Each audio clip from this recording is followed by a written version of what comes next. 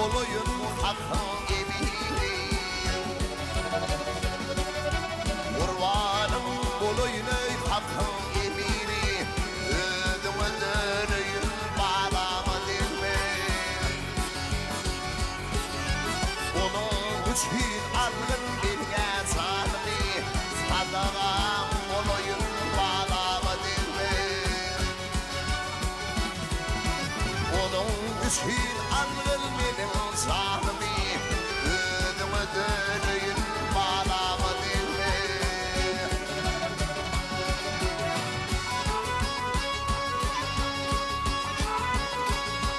Ayılasın gereğin ana diyeli Yılbırmız vereyin edim hayali Yüzü tavuz vereyin malakat yüzünü Ödümü dönüyün bağlama dilme Yüz tavuz vereyin malakat yüzünü Kurbanım olayın bağlama dilme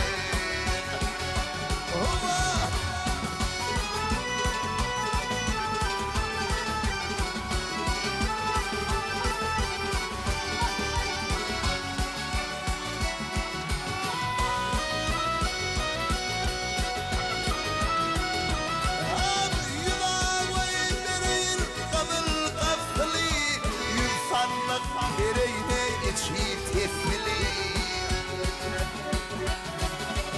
Yürkeriz bireyin saçı dumeli Ödümü dönüyle bağlama dinle Yürkeriz bireyin saçı dumeli Ödümü dönüyle bağlama dinle